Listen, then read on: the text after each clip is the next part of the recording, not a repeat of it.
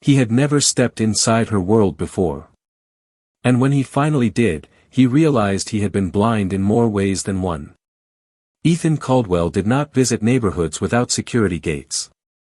His life was structured around precision, private drivers, and scheduled efficiency. The Caldwell estate in Greenwich symbolized everything he had built: polished stone, curated silence, generational ambition. Marisol Rivera had been part of that structure for nearly 3 years. She cleaned the lower wing, adjusted linens in the nursery, and moved through the house with the quiet invisibility expected of staff. Ethan rarely asked about her life beyond punctuality and performance. He paid generously and assumed that fairness was measured in salary. That changed the afternoon she left early without explanation. It was unlike her. Marisol had never requested emergency leave. The house manager informed Ethan that she received a phone call and departed immediately, her voice unsteady. Normally, he would have dismissed it as a private matter. But something about the disruption unsettled him.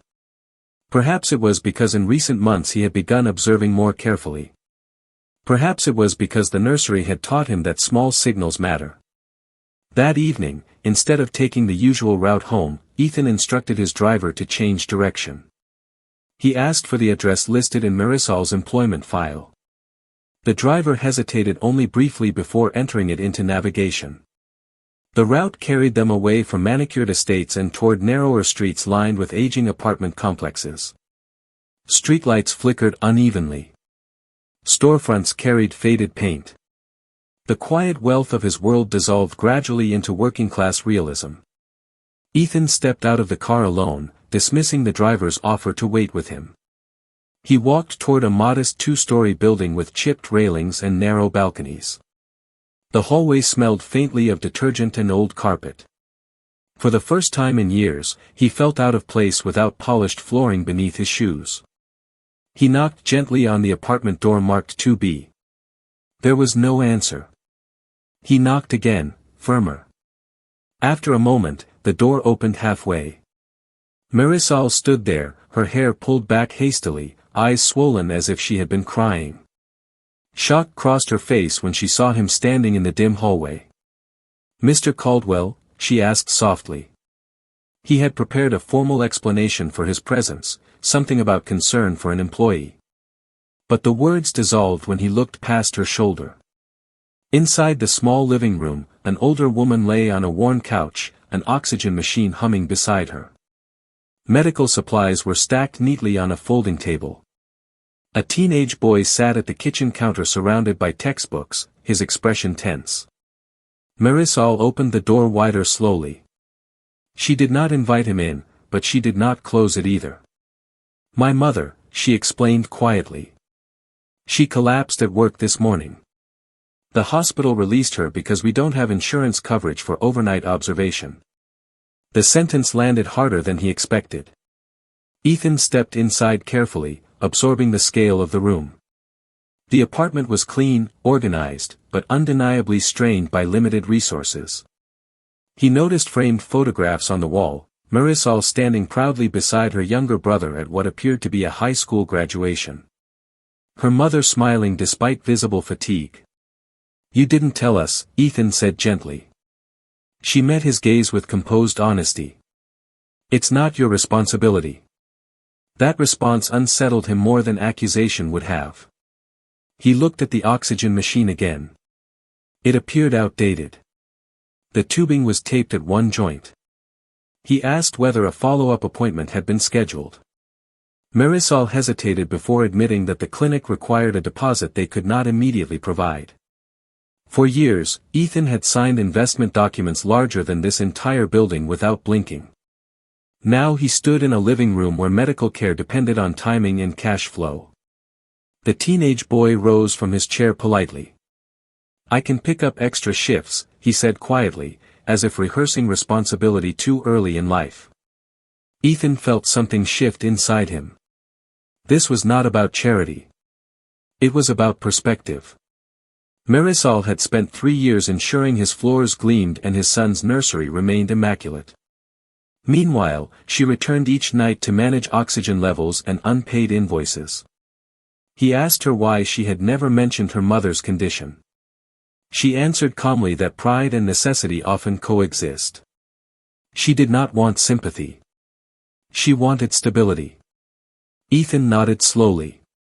He reached into his jacket pocket and removed his phone, stepping aside to make a private call. Within minutes, he contacted a specialist he had worked with previously for philanthropic healthcare partnerships. He asked direct questions about private home care assistance and expedited appointments. Marisol watched him with confusion rather than relief. When he ended the call, he told her that an appointment would be scheduled for the following morning with full coverage. He explained it plainly, without grand gesture. Her eyes filled again, but this time not from exhaustion. "I didn't ask for this," she said softly. "I know," he replied. "That's why I came." The silence that followed carried more weight than gratitude. As Ethan prepared to leave, he paused near the doorway. He glanced once more at the modest living room, the oxygen machine, the textbooks on the counter. He realized something unsettling. In his own estate, he had once believed fairness meant salary. Now he understood that fairness without awareness is distance disguised as generosity. But what he did not yet realize was that helping Marisol's mother would expose something even deeper inside his own household, something he had not seen clearly until this moment. And the next morning, when a familiar name appeared on the hospital intake paperwork, everything would change again. Ethan did not return to his old routines after that night.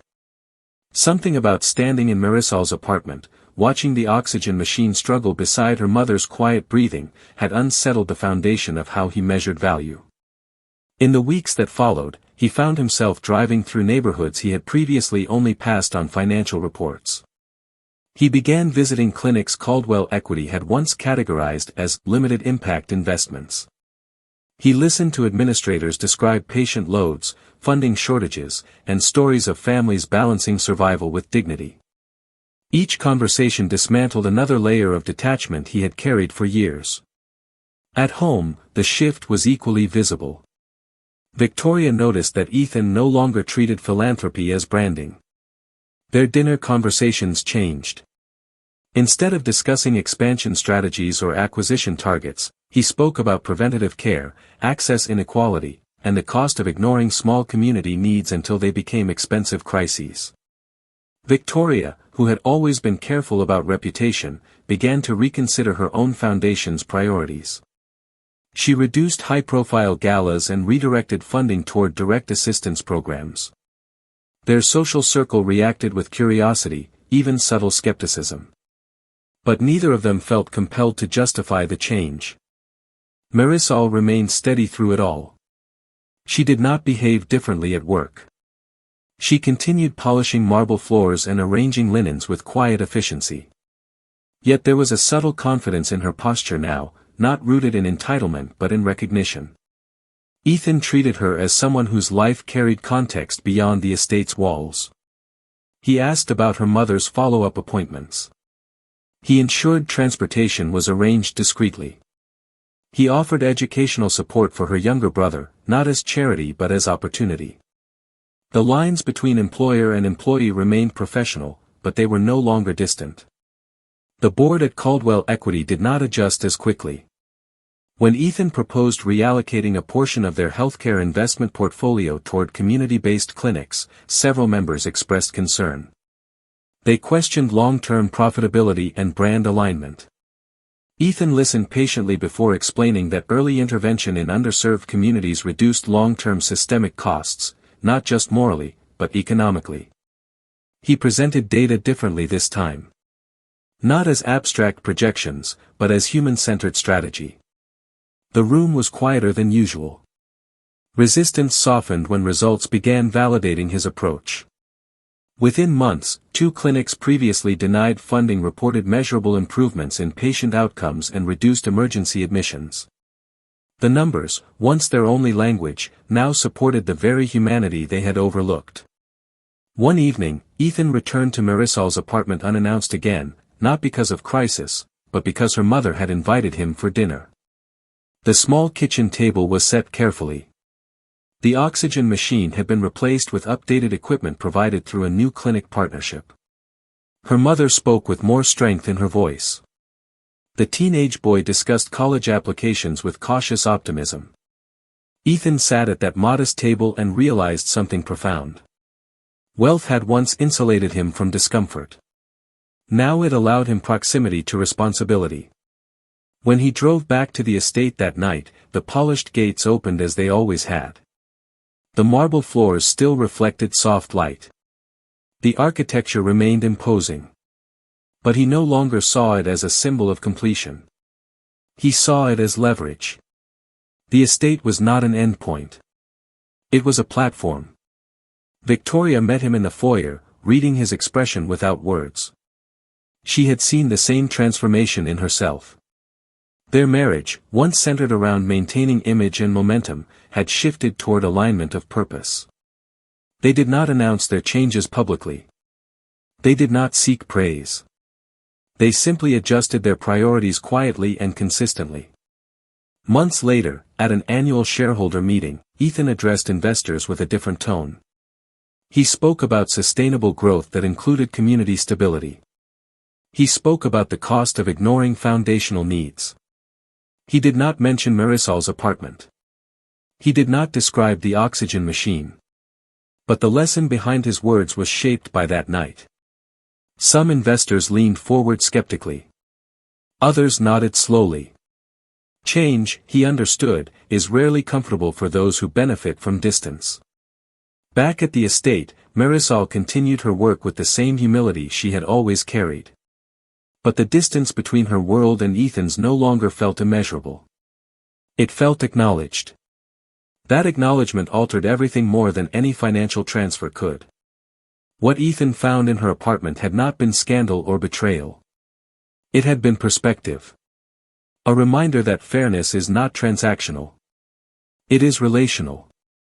It demands awareness of consequence beyond balance sheets and polished surfaces.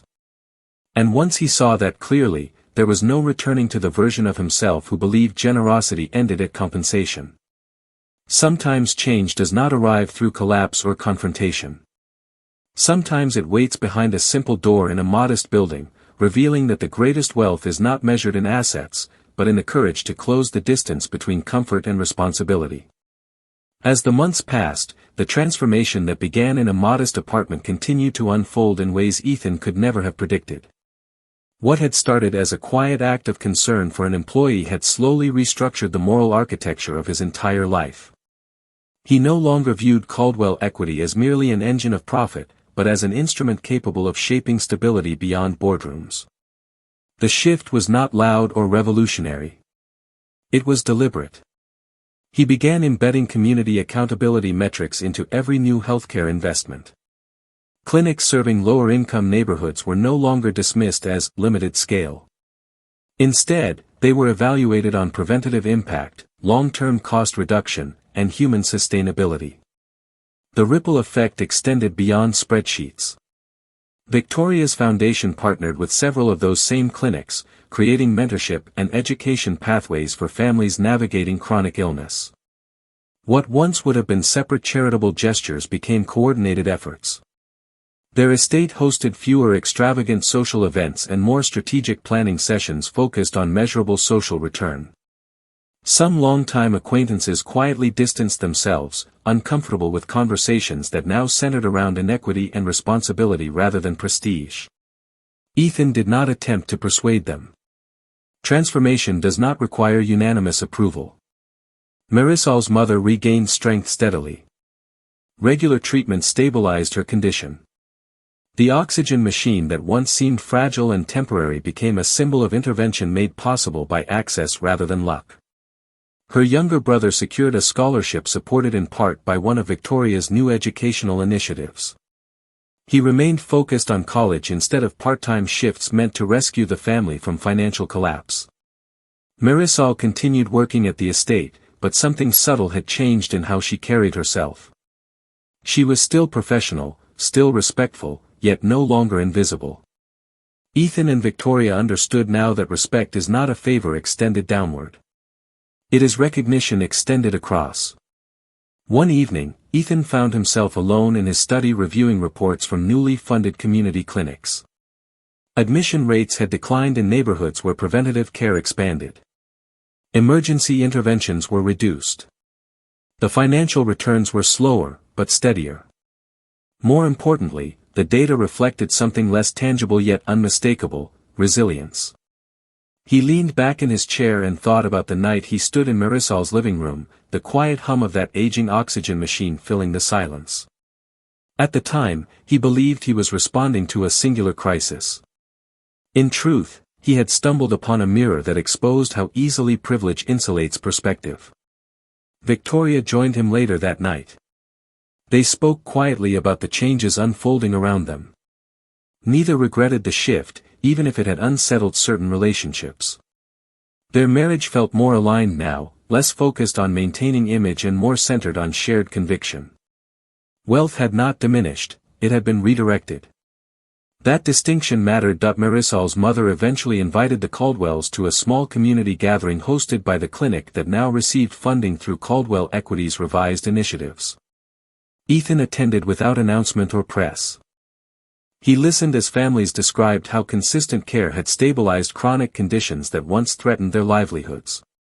There were no grand speeches. Just stories. Human stories that would never appear in shareholder summaries, yet quietly validated every recalibrated decision. Driving back to the estate that evening, Ethan looked out at the city lights differently. He understood now that prosperity without proximity breeds blindness. The distance between his world and Marisol's had once felt structural, almost inevitable. Now he knew it had been maintained by habit. Crossing that distance required only one unscheduled drive and the willingness to knock on a door he had never considered entering. The Caldwell estate still stood in dignified silence when he returned. The marble floors remained polished. The gates still opened smoothly. But to Ethan, it no longer symbolized separation from the world beyond it. It symbolized leverage. A reminder that influence carries obligation. That fairness cannot be reduced to payroll. That leadership demands awareness of consequence. Months later, when asked during an interview what inspired Caldwell Equity's strategic shift, Ethan answered simply that meaningful investment begins where comfort ends. He did not reference Marisol by name. He did not describe the oxygen machine. Some lessons are too personal for publicity. But he carried that image with him: a modest apartment, a fragile machine, a family balancing dignity against survival. What he found in his cleaning lady's house after work had not been scandal or secret betrayal. It had been reality. A reality that dismantled complacency and replaced it with responsibility. And once he saw that clearly, there was no returning to the insulated version of himself who believed success required distance. Sometimes the most powerful transformations do not erupt through chaos. They unfold quietly, behind ordinary doors, waiting for someone willing to step inside and finally see, over time, the changes that began as quiet adjustments solidified into a new rhythm for Ethan's life. He no longer saw his success as a fortress protecting him from discomfort, but as a bridge that required crossing. The memory of Marisol's apartment never faded into abstraction. It remained vivid: the narrow hallway, the soft hum of outdated medical equipment, the restrained dignity in her voice when she said it wasn't his responsibility. That sentence had unsettled him more than any accusation could have, because it revealed how easily people with resources convince themselves that proximity equals obligation fulfilled. Caldwell Equity's evolving strategy began attracting attention beyond investors. Community leaders reached out, curious whether the shift toward preventative healthcare and local partnerships was permanent or symbolic. Ethan made it clear that it was neither charity nor rebranding. It was correction. The firm's new portfolio reflected long-term community stabilization rather than short-term yield. Clinics once considered financially insignificant became models for measurable resilience. Reports showed reductions in emergency hospitalizations and increased early diagnosis rates. What had once seemed small now demonstrated scalable impact when approached with patience rather than impatience. Victoria's transformation mirrored his. Her foundation moved away from spectacle and toward structured outreach programs. She visited community centers quietly, sitting with families without photographers or press. In private conversations, she admitted that she had once mistaken polished presentation for meaningful contribution. The experience with Marisol's family forced her to confront how comfort can numb urgency. Their social calendar grew lighter, but their work grew deeper. Marisol continued her daily routine at the estate with steady humility. She did not ask for promotion or special treatment. But her presence carried a different weight now. Ethan and Victoria treated her with the same professionalism as before, yet there was an added layer of respect rooted in understanding. Her mother's health stabilized consistently under ongoing care, and her brother's academic path remained intact. The distance that once separated employer and employee no longer felt defined by silence. One evening, months after that first unexpected visit, Ethan walked alone through the estate's west wing. The filtered light softened the sunset into warm gold rather than harsh glare. He remembered standing in this same space before, believing his world was complete because it was controlled. Now he understood that control without awareness is fragile. What he had found in Marisol's home was not just hardship, it was perspective. It forced him to reconsider how easily systems prioritize efficiency over empathy. He realized that the greatest change had not occurred in boardrooms or clinics. It had occurred in how he listened. When junior employees presented cautious data, he leaned in rather than dismissing it. When Victoria expressed doubt about a new initiative, he engaged rather than deflected. When Marisol mentioned subtle concerns about scheduling that might affect her mother's appointments, he adjusted without hesitation. Awareness had become habit rather than reaction. The estate still stood as a symbol of success, but it no longer felt insulated from consequence. It felt connected. Ethan understood now that wealth amplifies whatever mindset guides it. Without awareness, it magnifies distance. With awareness, it magnifies impact. The choice between those paths is rarely dramatic. It begins with something small, a knock on a modest apartment door, a conversation without formality, a willingness to see beyond payroll. Looking back, he understood that the moment everything changed was not when he arranged medical care. It was when he realized how little he knew about the lives intersecting his own. The oxygen machine, the textbooks on a worn kitchen counter, the quiet pride in Marisol's refusal to ask for help, those details dismantled the illusion that fairness could be measured by salary alone. Sometimes transformation arrives disguised as interruption. A missed shift. An unexpected drive. A door opened with surprise. What he found that evening did not expose scandal or betrayal. It exposed distance. And once that distance became visible, it demanded correction.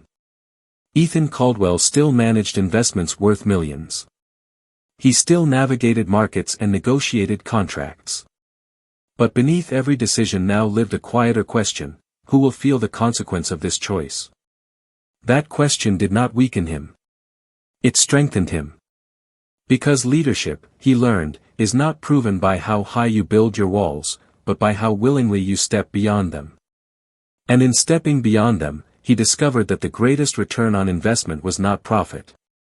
It was awareness, the kind that changes everything long after the panic fades.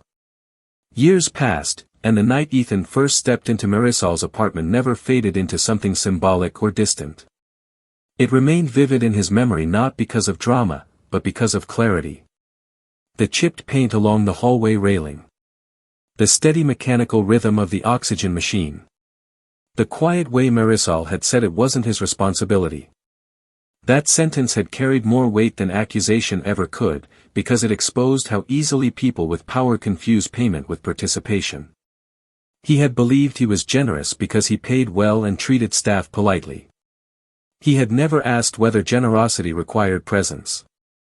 Caldwell Equity evolved in ways industry analysts did not initially understand.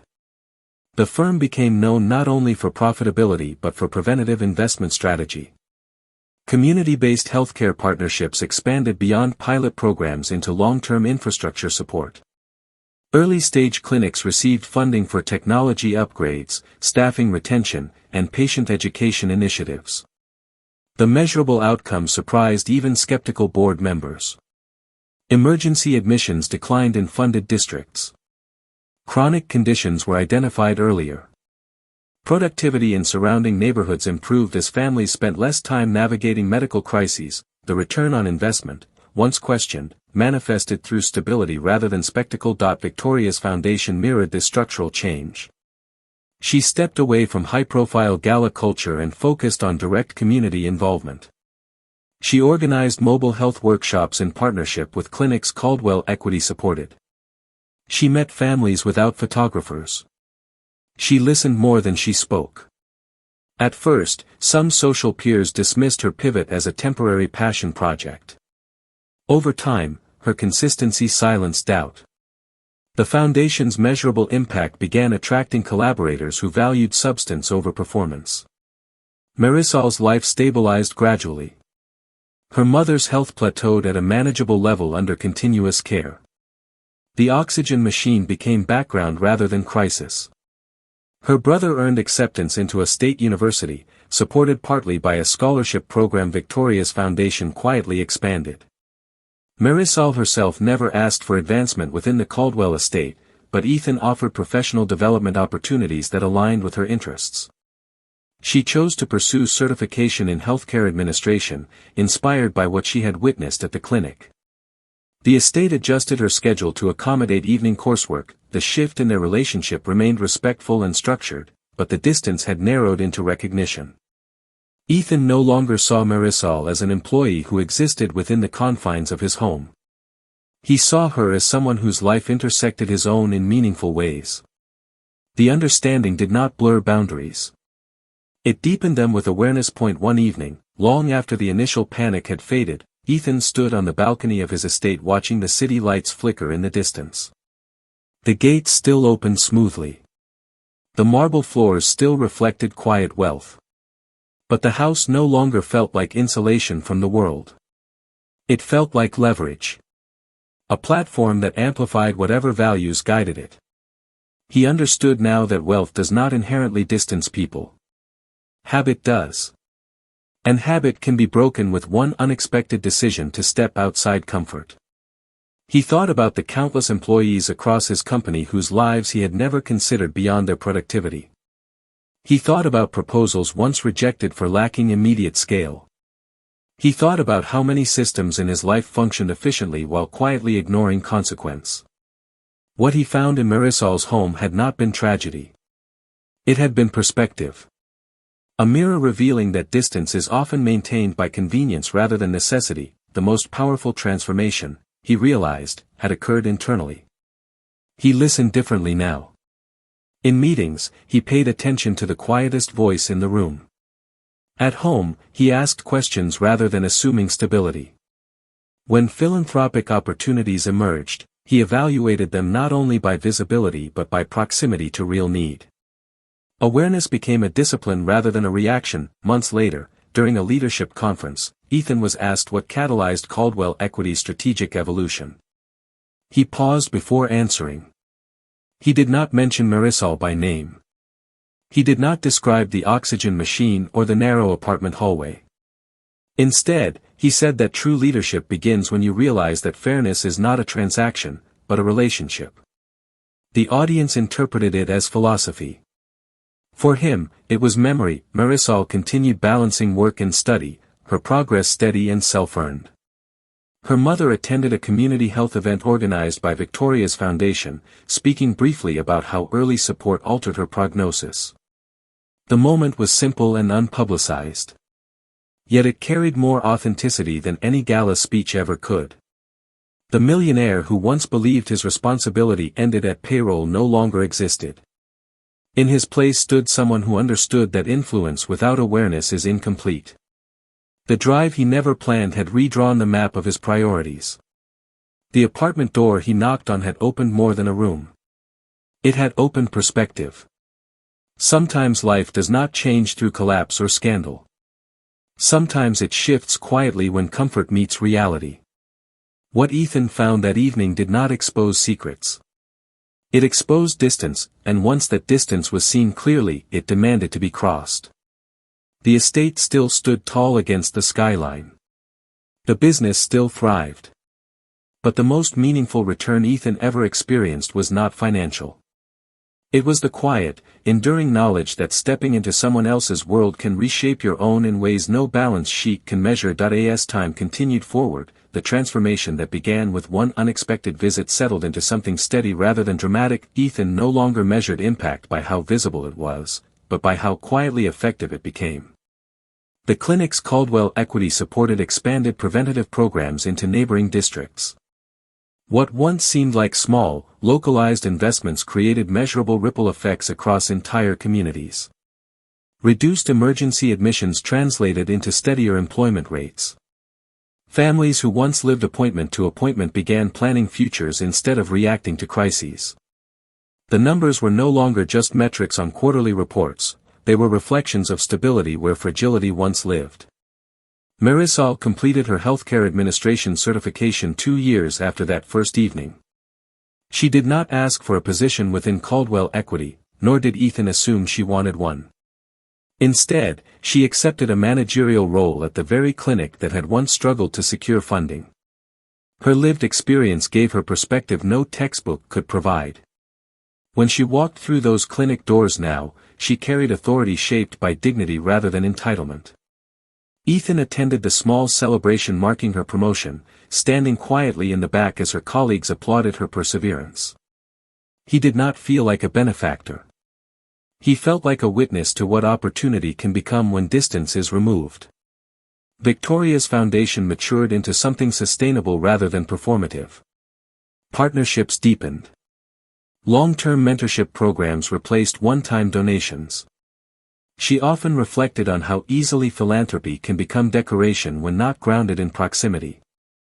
The estate still hosted gatherings, but the conversations shifted. Guests discussed community models and early intervention strategies instead of comparing architectural renovations. Some attendees found the tone less glamorous.